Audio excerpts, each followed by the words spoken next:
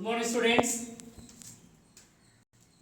వెంగప్ప మొట్టమొదటిసారిగా విమానం ఎక్కాడు.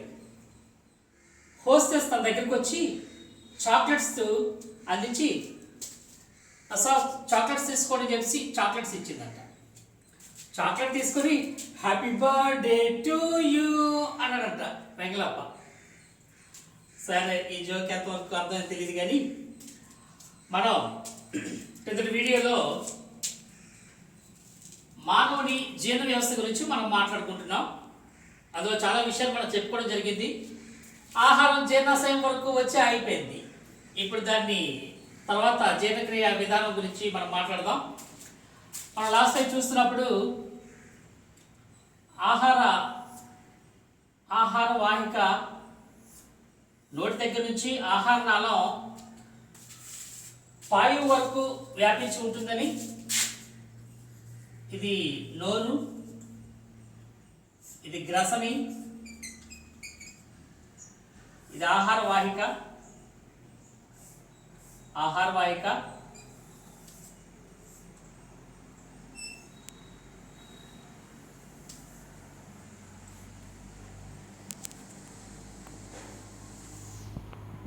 ఇది డయాఫ్రమ్, ఉదర వితానం.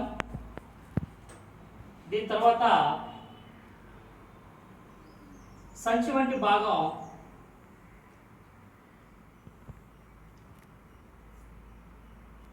జీర్ణాశయం ఉంటుందని మనం తెలుసుకున్నాం.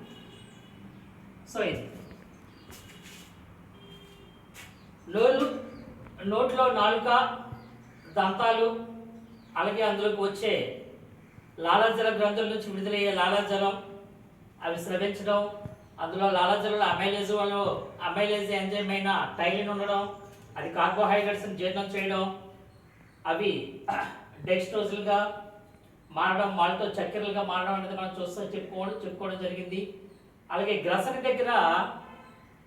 అనేది ఒక కూడలని, అది శ్వాసనాళానికి, ఆహారనాళానికి ఒక కూడలని చెప్పేసి మనం చెప్పుకోవడం జరిగింది. అయితే అక్కడ మీకు నేను ఎపిగ్లాటిస్ అనే ఒక మూత వంటి భాగం ఉంటుందని చెప్పాను, దాన్ని కంఠబిలం అని చెప్పాను. అయితే కంఠబిలం అనేది లారింగ్స్, స్వరపేటిక దగ్గర ఆ బిలాన్ని మనం కంఠబిలం ద్వారా శ్వాసనాళం అనేది స్టార్ట్ అవుతుంది. కంఠబిలం పైన ఎపిగ్లాటిస్ ఉంటుంది. అంటే ఎపిగ్లాటిస్ కింద గ్లాటిస్, కంఠబిలం అనేది గ్లాటిస్. ఎపిగ్లాటిస్ అనేది కొండనాలుక లేదా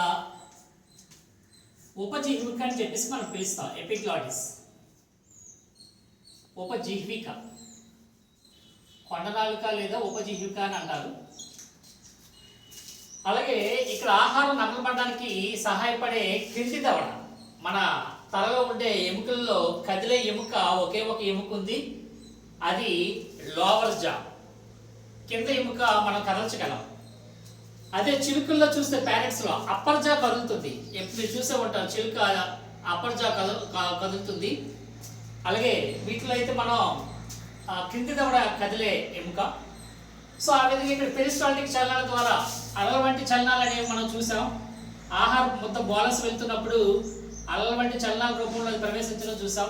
మ్యూకస్ లేయర్ ఉంటుంది, అలల వంటి చలనాలు ఉంటాయి, వాటిని పెరిస్టాల్టిక్ చలనాలు అని చెప్పేసి మనం పిలిచాం.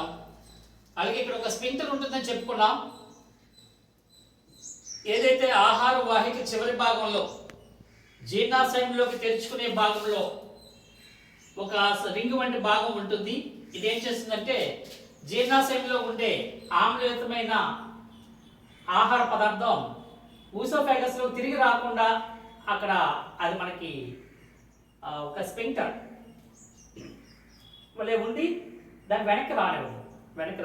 సో సంవరణి రింగ్ వంటి ఒక సంవరణి ఉంటుంది కళ్ళలో, అది సంకోచించి ఉంటుంది. సో ఆ విధంగా ఇక్కడ ఇంతవరకు మనం మాట్లాడడం అనేది జరిగింది. సో ఇప్పుడు మనం తర్వాత ఏం జరుగుతుందో చూద్దాం. జీర్ణాశయంలో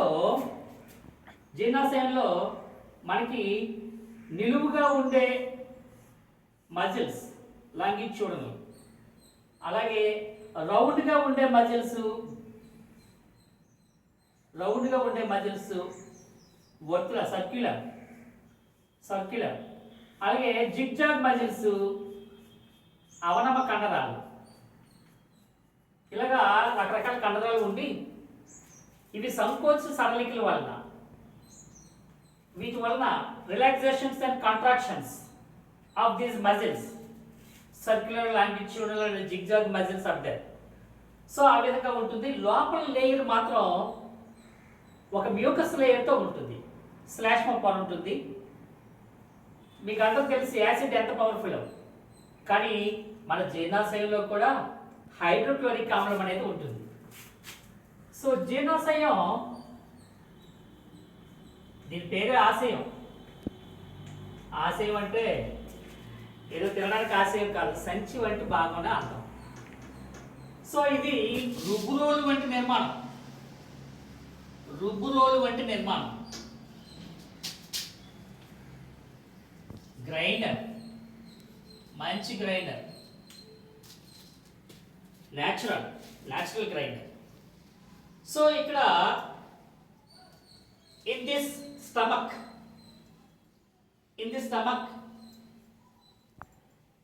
the food material to be churned and mixed with gastric juices and HCl.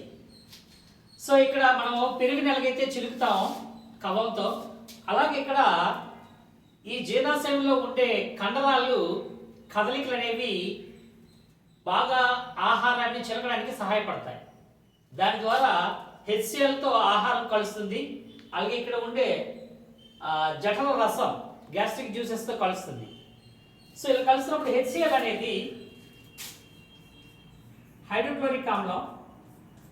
ఇది ఇందులో ఆహారంలో ఏమైనా సరే సూక్ష్మక్రిములు, అపాయకరమైన సూక్ష్మక్రిములని నాశనం చేస్తుంది, హార్మ్ఫుల్ సూక్ష్మక్రిములను చంపుతుంది. అంతేకాదు ఇక్కడ విడుదలయ్యే పెప్సిన్ అనే ఒక ఎంజైమ్ ఉంటుంది. ఈ ఆంత్రరసంలో పెప్సిన్ అనే ఎంజైమ్ ఉంటుంది. ఈ ఎంజైమ్ పిండి ప్రోటీన్స్ మీద పనిచేస్తుంది. మనం తీసుకునే సంక్లిష్ట పదార్థాలైన మాంసకృతులు, ప్రోటీన్ల మీద పనిచేస్తుంది. This pepsin enzyme acted on proteins and converted into peptides or polypeptides, పెప్టోన్లుగా మారుస్తుంది. So pepsin acting on proteins and converted them into peptones. So జీర్ణం చేస్తుందలుగా. సో ఈ పెప్సిన్ అనేది కూడా యాక్టివేషన్ జరగడానికి హెచ్సిఎల్ అనేది సహాయపడుతుంది. సో ఆ విధంగా అలాగే ఇందులో శ్లేష్మ పొర ఉండడం వలన మన జీర్ణాశయానికి ఎటువంటి గోడలకి నష్టం జరగకుండా హెచ్సిఎల్ వలన మనకి మ్యూకస్ లేయర్ అనేది సహాయపడుతుంది. సో హెచ్సిఎల్ తాలూకు ఉపయోగం మనం చూసాం. ఆంత్రరసంలో ఉండే పెప్సిన్ అనే ఎంజైమ్ చేసే జీర్ణక్రియ అంటే బ్రేక్ డౌన్, ఆహార పదార్థ సరళ పదార్థాలకు ఎలాగ మారుస్తుందో చూసాం. అలాగే రెనిన్ అనే ఎంజైమ్ కూడా ఉంటుంది. కాకపోతే ఇది చిన్నపిల్లల్లో ఉంటుంది. వాళ్ళు పెరుగుతున్న కొలది అంటే పాలు త్రాగే పిల్లల్లో ఉంటుంది. వాళ్ళు ఆహారం తీసుకున్న దగ్గర నుంచి వాళ్ళలో రెనిన్ అనేది అలాగా తగ్గిపోయి వాళ్ళు ఆహారం తీసుకున్న తర్వాత నుంచి అది మరి రెనిన్ అనేది రిలీజ్ అవ్వదు. సో ఆ విధంగా ఇక్కడ కార్బోహైడ్రేట్ ఎలాగైతే జీర్ణమయ్యాయో ఇక్కడ కార్బోహైడ్రేట్ సంబంధించి ఎటువంటి ఎంజైమ్ ఉండదు. కాబట్టి జీర్ణాశయంలో కార్బోహైడ్రేట్లు జీర్ణం అవ్వాల్సిన అవసరం లేదు. అక్కడ మిగిలిపోయింది ఏమైనా ఉంటే తర్వాత ఆంత్రంలో జీర్ణం అవుతాయి. సో ఇక్కడ ఏమి ఎంజైమ్స్ లేవు కాబట్టి అక్కడ ఏమీ జీర్ణం కావడం లేదు. సో ఇప్పుడు దీంట్లోకి ఇక్కడ there is a ring like structure called as pyloric sphincter, జఠర నిర్గమ సంవరణి. జఠర నిర్గమ సంవరణి పైలోరిక్ స్పింక్టర్ అనేది ఒకటి ఉంటుంది. It's a ring like structure and it's responsible to passes the food materials in small quantities into the small intestine. ఈ ఆంత్రంలోనికి చిన్న ప్రేగులోని స్మాల్ ఇంటెస్టైన్లోనికి ఆహారాన్ని కొద్ది కొద్ది మోతాదుల్లో పంపిస్తుంది, ఒకేలా కాకుండా. It controls to pass the digested food material from the stomach into the small intestine through the pyloric sphincter. It controls. So ఇక్కడ జఠర నిర్గమ సంవరణ అనేది కొద్ది కొద్ది మోతాదులు, ఒకేసారి మొత్తంగా కాకుండా కొద్ది కొద్ది మోతాదుల్లో చిన్న ప్రేగులోనికి పంపించడం ఈ జఠర నిర్గమ సంవరణ చేసే ముఖ్యమైన పని.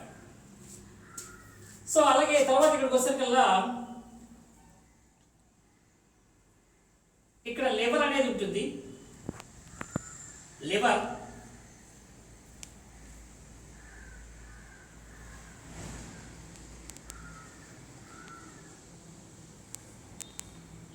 ఆ లివర్ నుంచి ఇక్కడ లివర్లో పిత్తాశయం అనేది ఉంటుంది, గాల్ బ్లాడర్. దాని నుంచి ఒక నాళం రిలీజ్ అయ్యి చిన్న ప్రేగులోకి ఎంటర్ అవుతుంది, గాల్ బ్లాడర్. అలాగనే ఇక్కడ కూడా ఒక పత్రం వంటి నిర్మాణం ఉంటుంది. దీన్ని క్లోమో అంటారు, pancreas. This is liver, this is pancreas. ఇది మీకు తెలిసిందే మిశ్రమ గ్రంథి.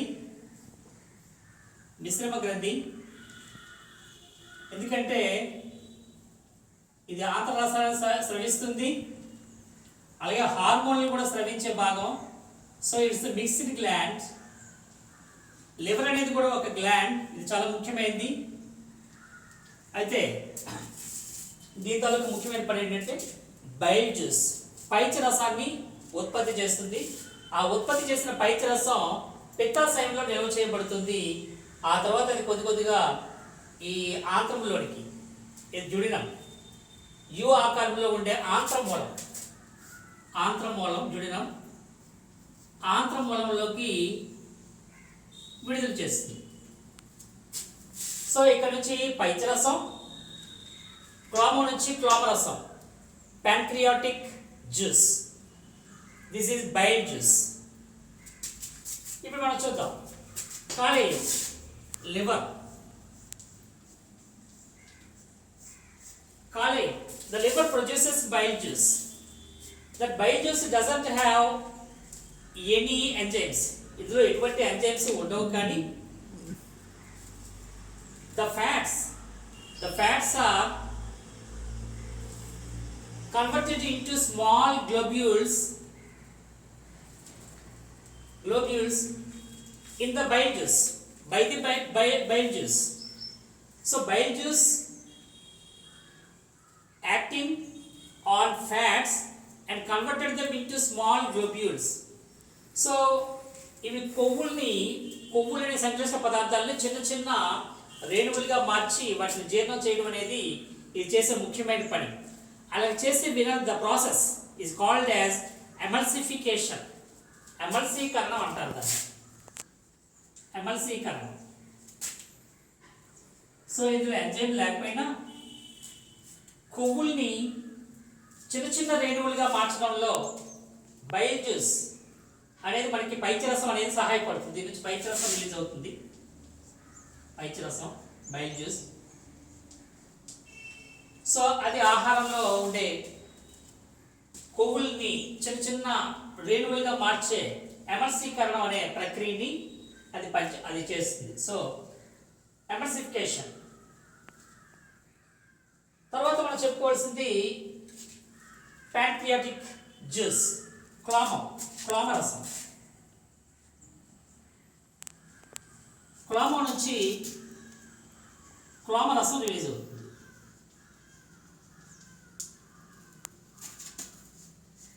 The remaining all undigested material will be digested in the small intestine by the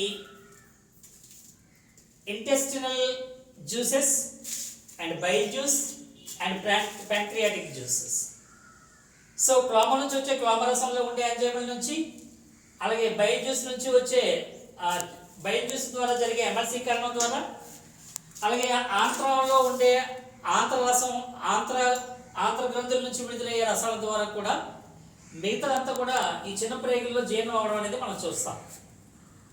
so క్లోమంలో trypsin అనే ఒక ఎంజైమ్ ఉంటుంది. ట్రిప్సిన్ ఇది ఏం చేస్తుందంటే మిగిలిన ప్రోటీన్స్ని పాలీపెప్టైడ్గా మార్చేస్తుంది. అమైనో ఆమ్లాలు,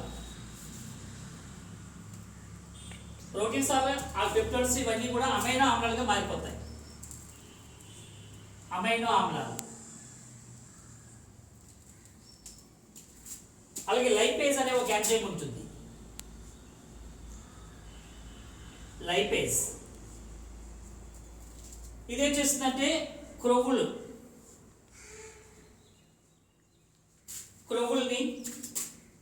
గ్లిజరాల్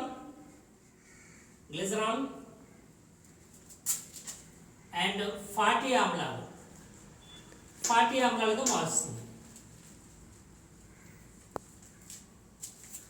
సో అలాగే ఆంతరరసంలో ఉండే దాని ద్వారా కార్బోహైడ్రేట్లు కూడా షుగర్స్గా మార్చబడతాయి, చక్కెరలుగా మార్చబడతాయి. సో ఆ విధంగా ఆంత్రంలో చిన్న ప్రేగులో మొత్తం ప్రోటీన్స్, క్రొవ్వులు, కార్బోహైడ్రేట్స్ ఏవైనా ఇంకా మిగిలి ఉంటే అవి కూడా సుక్రేజ్, అందులో ఉండే అమైలేజ్ల వలన, అంటే అమైలేజెస్ అంటే ఇంకేమీ కాదు, కార్బోహైడ్రేట్లు జీర్ణం చేసేవన్నీ అమైలేజెస్ అని అంటారు, ప్రోటీన్లు జీర్ణం చేసేవన్నీ ప్రోటీయేజెస్ అంటారు, అలాగే క్రొవ్వులు జీర్ణం చేసేవన్నీ లైపేజెస్ అంటారు అవి. సో ఆ విధంగా ఇక్కడ జీర్ణం అవడం అనేది మనం చూస్తాం. ఇప్పుడు చిన్న ప్రేగు పెద్ద ప్రేగులోకి తెలుసుకుంటుంది. అది ఎలాగో చూద్దాం.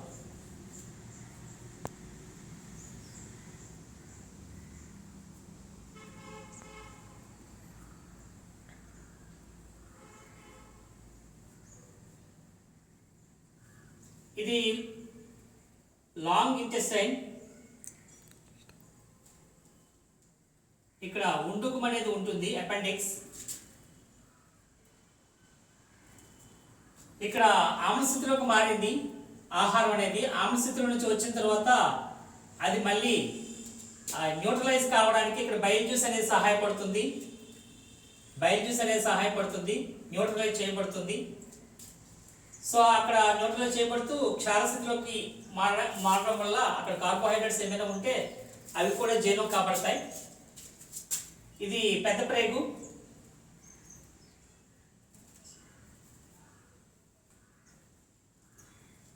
పెద్ద ప్రేగులో చిన్న ప్రేగులో ఎంటర్ అవుతూ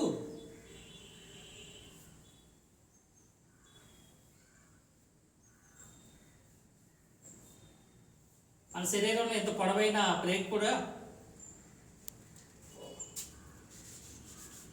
కారణం మనం మర్చిపోయాం. సో ఇక్కడ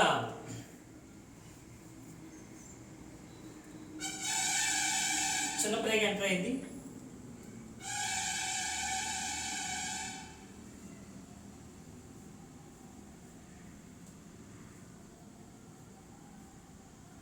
అది పెద్ద ప్రేగులో తెరుచుకుంటుంది. ఇది పెద్ద ప్రేగు. లార్జ్ ఇంటెస్టైన్, ఇది స్మాల్ ఇంటెస్టైన్. చిన్న ప్రేగు లేదా ఆంత్రము. సో ఇది ఉండుకము, అపెండిక్స్.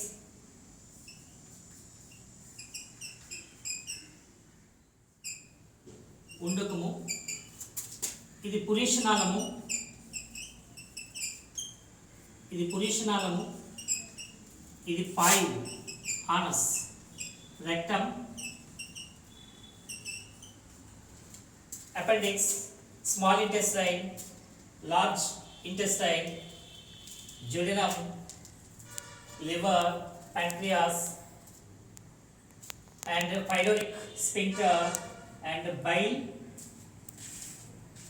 bladder, gallbladder బయలు జ్యూస్ని కలిగి ఉంటుంది. సో ఇది మానవ తాలూకా జీర్ణ వ్యవస్థ. ఇప్పుడు మనం ఆంత్రంలో ఎంటర్ అయ్యాం. ఆంత్రంలో మొదటి భాగం కాబట్టి ఆంత్ర మూలం అది. సో ఇప్పుడు ఆంత్రంలో ఆంత్రరసం అనేది స్రవించబడుతుంది.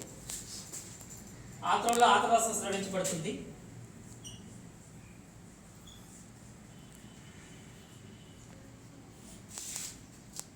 సక్కర్ ఎంటరికస్, దీంట్లో నుంచి విడుదలయ్యే ఆంధ్రరసాన్ని సక్కర్ ఎంటరికస్ అని చెప్పేసి మనం పిలుస్తాం. ఈ succus entericus the remaining undigested material, the all food materials digested completely in this small intestine. So ఇక్కడికి వచ్చేసరికల్లా అన్నీ కూడా జీర్ణం కాబడతాయి. సో అమైనో ఆమ్లాలుగా మార్చబడతాయి. సింపుల్ సబ్స్టెన్సెస్ అయిన అమైనో ఆమ్లాలు, గ్లిజరాల్ ఫ్లాటీ ఆమ్లాలు, అలాగనే మన డెక్స్ట్రోజ్, మాల్టోజ్ చక్కెరలు, షుగర్స్ అనేవి ఏర్పడతాయి చివరిగా. సో ఈ విధంగా ఇక్కడ ఆహారం అనేది పెద్ద ప్రేగులోకి ఎంటర్ అవుతుంది. So the food material, the undigested food material, rest food material పెద్ద ప్రేగులోకి వెళ్తుంది. అయితే వెళ్ళే ముందు the very important point, the aim of the digestive system.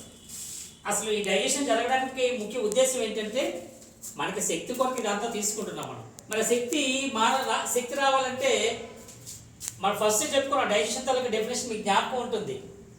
The break down of the all complex nutrients into the simple nutrients and absorbed into the blood, రక్తంలోకి ప్రవేశించాలి.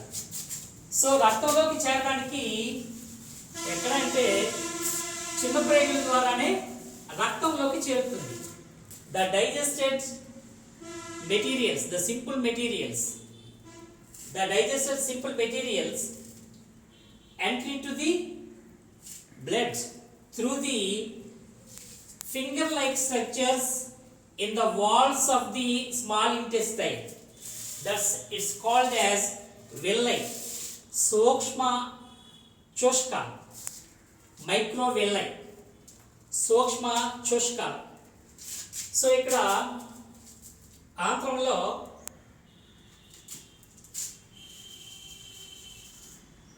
ఆంత్రరసాన్ని మనం ఈ విధంగా పిలుస్తాం. సో చిన్న brain, small intestine,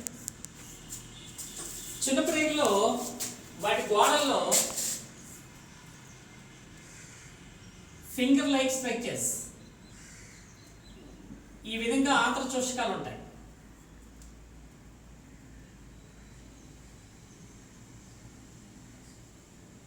so these are all villi. సో ఇప్పుడు మీరు చూస్తే దీని తాలూకా సర్ఫేస్ ఏరియా చూస్తున్నప్పుడు ఇదే వస్తుంది. అలా కాకుండా ఈ villiలో ఉండే పొడవున చూస్తుంటే ఇదంతా మనం పొడవుగా పెడితే చాలా ఎక్కువ వస్తుంది. Because the villi created the large space, the large area for absorption. The digested food material absorbed by the villi into the blood, దాన్ని మనం అబ్సార్ప్షన్, శ్వాసనం అంటారు. సో చిన్న బ్రేక్లో జీర్ణమైన ఈ సింపుల్ సబ్స్టెన్సెస్, ఆహార పదార్థాలు ఏవైతే జీర్ణమయ్యాయో, చక్కెరలు, అమైనో ఆమ్లాలు, ఫ్యాటీ ఆమ్లాలు, గ్లిజరాన్లు, ఇవన్నీ కూడా రక్తంలోకి శోషణం చెందాయి. వేటి ద్వారా అంటే ఆ చోషకాలు, సూక్ష్మ చూషకాల ద్వారా ఇవి చిన్నప్రేగు నుంచి రక్తంలోకి శ్వాసనం చెందబడతాయి. So this type of arrangement created the more space for the absorption of the digested material. So వాటిని మనం మైక్రోవిల్లై అని చెప్పి మనం పిలుస్తాం, మైక్రోవిల్లై. సో ఆ విధంగా ఇవి సహాయపడతాయి. These are the finger-like structures to absorb the digested material into the blood. It's absorption. That is the main thing. ఇప్పుడు మనం తీసుకున్న ఆహారం అంతా జీర్ణమై రక్తంలోకి చేరింది. ఆ ప్రాసెస్ అక్కడ నుంచి మనం వేరేగా చెప్పుకుంటాం. సో అక్కడికి డైజెషన్ తాలూకా ఎయిమ్ అనేది ఇక్కడికి పూర్తయింది. అయితే the rest material passes into the large intestine, పెద్ద ప్రేగులోకి చేర్చబడుతుంది. పెద్ద ప్రేగులో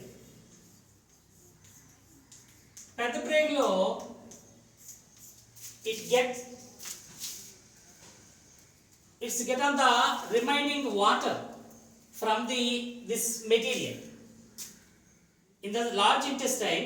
The more water taken up into the walls of the large intestine. పెద్ద ప్రేగు గోడలోకి ఇందులోకి వచ్చిన మెటీరియల్లో అందులో ఉండే వాటర్ని ఎక్కువగా అబ్జర్వ్ చేసుకుంటాయి. So the remaining undigested material, the waste material passes through the rectum and anus. It's expelled out.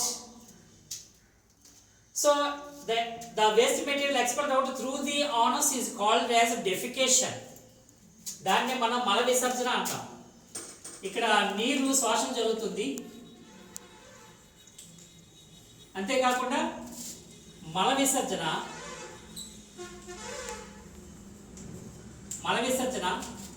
పాయువు ద్వారా మల విసర్జన జరుగుతుంది. The defecation అనేది it's happen through the anus. ఆ మలంలో కూడా మనకి ఈ ప్రోటీన్స్, కార్బోహైడ్రేట్స్, ఫ్యాట్స్ కూడా కన్సిడరబుల్ అమౌంట్స్, చాలా తక్కువ మోతాదులో ఇంకా కొంతవరకు మిగిలిపోతాయి. సో ఆ విధంగా ఇక్కడ మానవుల్లో జీర్ణక్రియ అనేది జరుగుతుంది. దీన్ని some more points, the coordination with other processes, living process, life process. This digestive system coordinated by the other life processes. So let us learn some more points in the next video. Not in the next video, in the next lesson, that is coordination of life processes. ఆ పాఠ్యాంశం వచ్చినప్పుడు ఇందులో ప్రతి భాగం గురించి మరొకసారి క్షుణ్ణంగా నేర్చుకుందాం. సో ఇప్పటికి మనం ఈ వీడియోలో జీర్ణక్రియ ఏ విధంగా జరుగుతుంది, ఏ భాగాల ద్వారా జరుగుతుంది, ఏ రసాలు ఎక్కడ విడుదలయ్యాయి, అవి ఎలా జీర్ణం చేసాయి, చివరిగా మల విసర్జన ఎలా జరిగింది, ముఖ్యమైన జీర్ణమైన ఆహార పదార్థాలు శ్వాసన ద్వారా ఆంత్రచోషకాల ద్వారా, చిన్నప్రేగులో ఉండే ఆంత్రచోషకాల ద్వారా ఎలాగ రక్తంలోకి గ్రహించబడ్డాయో ఇక్కడ మనం చూడడం జరిగింది. సో ఇది ముఖ్యమైన అంశాలు. సో మిగతావన్నీ కూడా మనం వివిధ రకాలైన ముఖ్యమైన పాయింట్స్ని మనం మరొక లెసన్లో మనం చెప్పుకోబోతున్నాం. నియంత్రణ సమన్వయం అనేది మనం చూస్తాం. ఇందులో ఏ విధంగా సమన్వయం జరిగింది అనేది. అలాగే ఈ చోషకాల దగ్గర మనం చూస్తే blood vessels and lymph vessels present and form as a network in this villi. ఈ చోషకాల్లో శోషకాలు అనేవి దాని చుట్టూ కూడా ఒక వల మాదిరిగా రక్తనాళాలు, అలాగే ఇప్పుడు చెప్పిన so blood vessels and lymphatic vessels, so అవన్నీ కూడా ఇక్కడ వల మాదిరిగా ఏర్పడి ఉంటాయి. శ్వాసరసనాళాలు, శ్వాసరసనాళాలు, రక్తనాళాలు ఒక వల మాదిరిగా శోషకాలకి ఏర్పడి ఉంటాయి. సో ఆ విధంగా శోషకాల ద్వారా రక్తంలోకి ఇప్పటి వరకు జీర్ణమైన ఆహార పదార్థాలను చేరుతాయి. సో అది విద్యార్థులారా,